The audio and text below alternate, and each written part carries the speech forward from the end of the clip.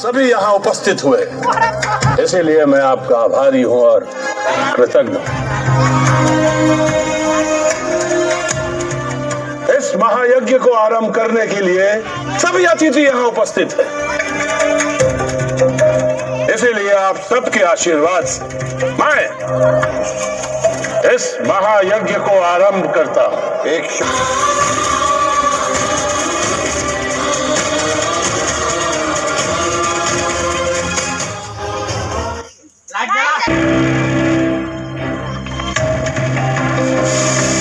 मेरे निमंत्रण पर आप सभी यहाँ उपस्थित हुए, इसीलिए मैं आपका आभारी हूँ और कृतज्ञ हूँ। इस महायज्ञ को आरंभ करने के लिए सभी अतिथि यहाँ उपस्थित हैं, इसीलिए आप सबके आशीर्वाद से मैं इस महायज्ञ को आरंभ करता हूँ।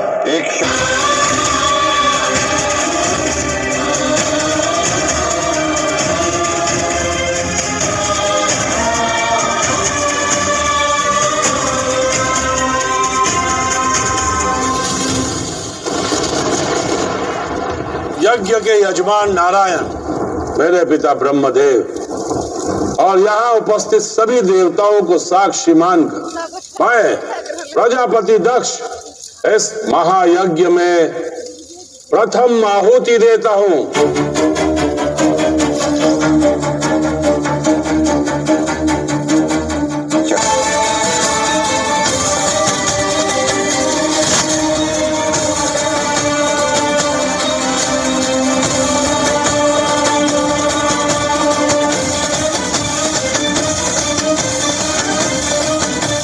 पिताश्री,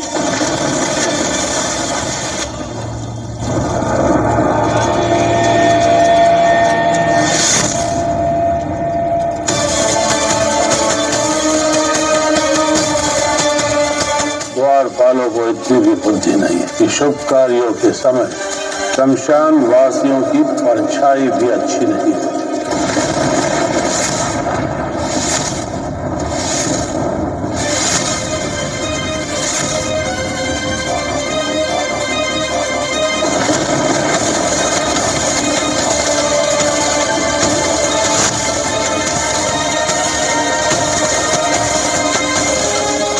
यदि दक्ष अपनी मर्यादा पार कर गया और सती क्रोधित हो गई तो अनर्थ हो जाएगा। इस अनर्थ को आपको रोकना ही होगा शिव।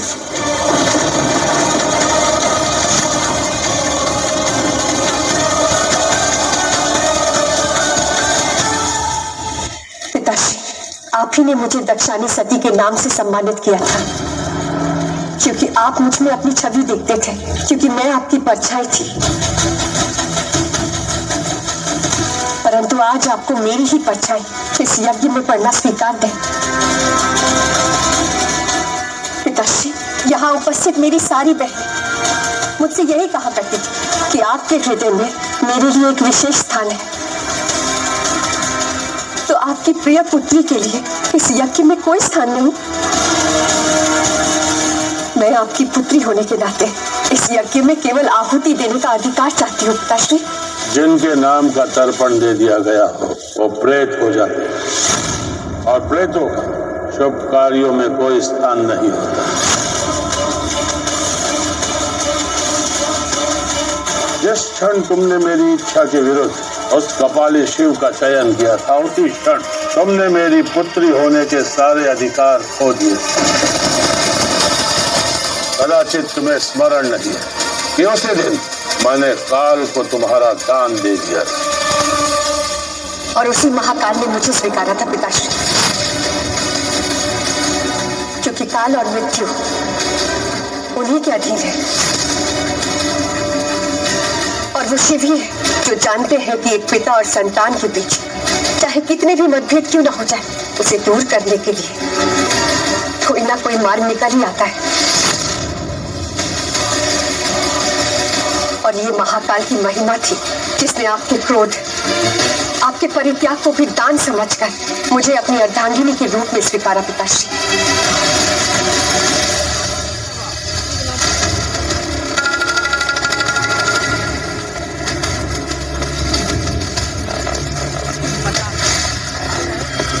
अब मैं समझा, बिना निमंत्रण तुम यहाँ क्यों आई हो। जिस प्रकार यज्ञ संपन्न होने के पश्चात भिक्षु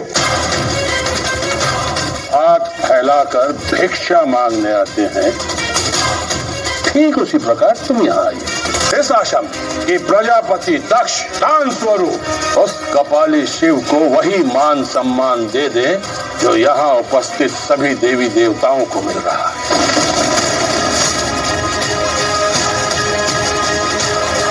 नहीं, उस कपाली शिव के लिए मेरे घर से भिक्षा भी नहीं जाएगी।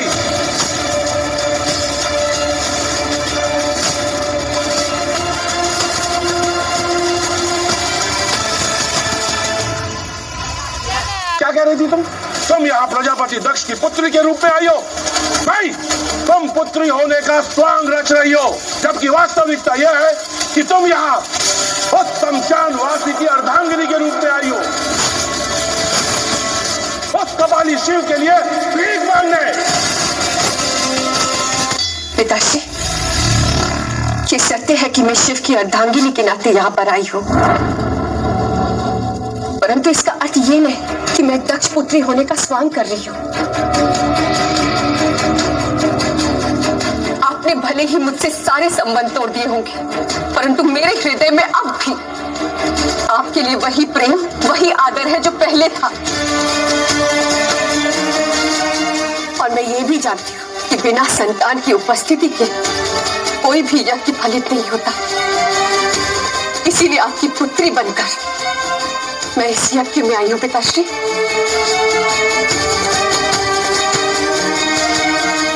प्रजापति दक्ष हूं मैं, और प्रजापति दक्ष इतना दुर्बल नहीं है कि उसे अपने यज्ञ को फलित करने के लिए तुम जैसी शमशान वासिनी की आवश्यकता पड़े।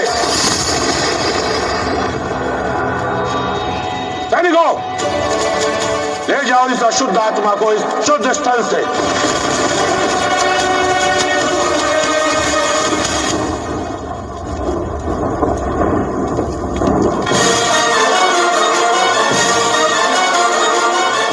आज तक सती ने सत्य का पक्ष लिया है।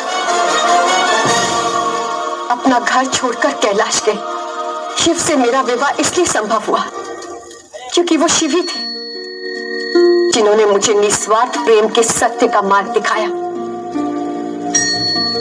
और आज मैं कैलाश छोड़कर यहाँ इसलिए आई हूँ पिताश्री, ताकि आपको इस सत्य का भान करा सकूं कि आप चाहे भी तो शिव के अस्तित्व को झुठला नहीं सकते, क्योंकि सृष्टि के कण कण में शिव है। जिस वायु में हम श्वास लेते हैं उसमें शिव है, और जो नहीं है स्वयं शिव। इस हवन कुंड के अग्नि में शिव है, आपके आराध्य नारायण ब्रह्मदेव में शिव है, यहाँ तक कि यहाँ उपस्थित सभी लोगों में शिव है, मुझ में और आप में शिव है पिताश्री।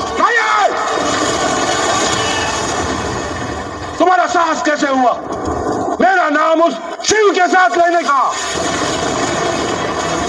मैं प्रजापति दक्ष हूं, जिसने सृष्टि के सारे मापदंड निर्धारित किए हैं, और उसी के आधार पर सृष्टि में रहने वाले सभी प्राणी अपना जीवन यापन करते हैं, और तुमने मेरी तुलना उस शिव से कर दी। मैं प्रजापति दक्ष हूं, सभ्य हूं, सम्मानित हूं, राजा हूं, और वो शिव अघोरी है, शरीर पर भस्म मलता है, शमशान में रहता है, कपालिक है वो, कपालिक। हाँ, वो कपालिक है, क्योंकि काल उनमें बसता है और सबके कपाल में वास करते हैं। हाँ, वो अघोरी है, क्योंकि वो घोर से, कठोर से, द्वेष से परे। हाँ, वो शमशान में वास करते हैं, क्योंकि केवल जीवित ही नहीं बल्कि मृत भी उन्हें देव मानते हैं। और शमशान का अर्थ जीवन